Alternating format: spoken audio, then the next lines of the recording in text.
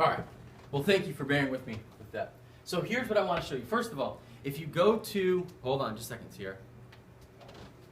All right, so the first thing I want to show you is if you go to google.com and you see a little picture up here or it says the plus, you know someone's logged in. Ladies, can I have you turn your monitors off for a second? So what I want to do is I want to tell you about the errors or the mistakes or the problems that some of the students had in second period, so you don't have to deal with that. So if you see this, someone did not log out, go ahead and sign them out. So when you go to Google, hopefully this is what you see, google.com, and you should see the blue sign in button. So when I click sign in, if you see this, you need to go here, remove, click on that, done. There we go.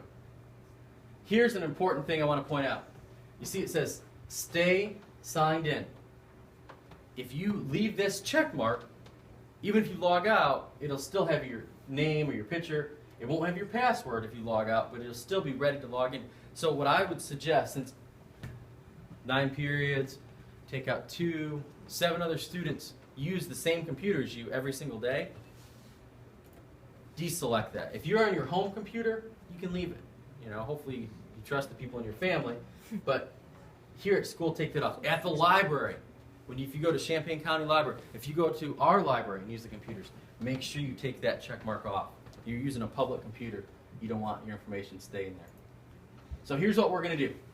We go to google.com. Now we're actually going to go to the point where we create an account.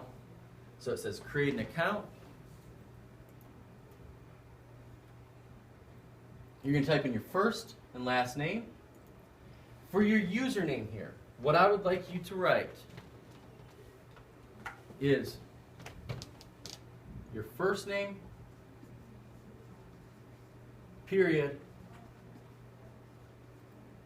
last name, and then leave at gmail.com. Create a password. It's got to be 8 characters long. It must have 1 number and 1 capital letter. When we get down here, if you have a mobile phone, a cell phone, I'm going to ask that you get it. We had 1 person out of 9 who had Google said, hey, you need to verify your account. Everyone else was able to create one fine. But if you need to, we're going to send you go get one. If you already have an email account, you can link them together.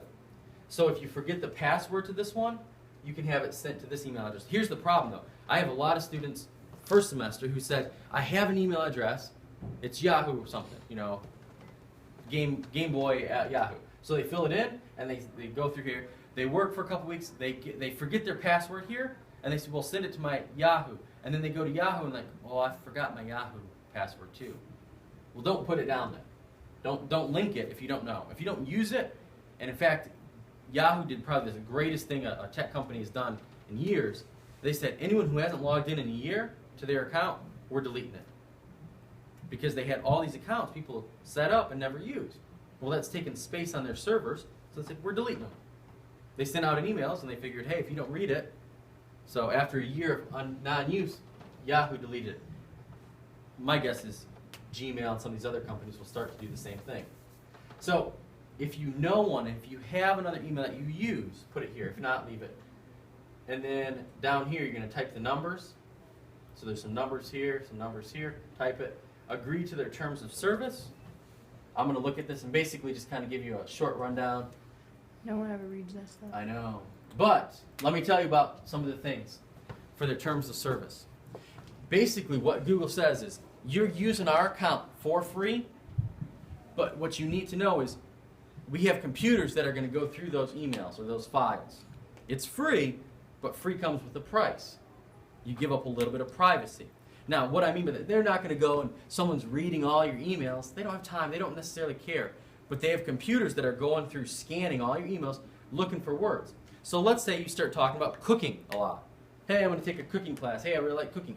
What you're going to notice is you're going to start to get ads at the top, on the side. Anytime you log in with your account, for cooking. You like baseball, you like basketball, you start talking about that a lot. You're going to start to see ads for that. Hey, we got a new tennis shoe. You start talking about music. You're going to start to see ads for that because they have computers that are going through all of your account information, your emails and stuff, and that it's going to start to pick up on certain words it sees a lot.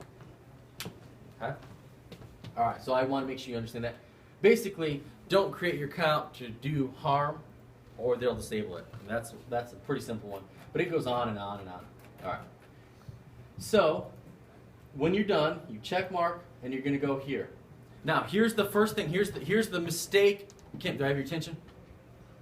Here's the one thing I want you to understand.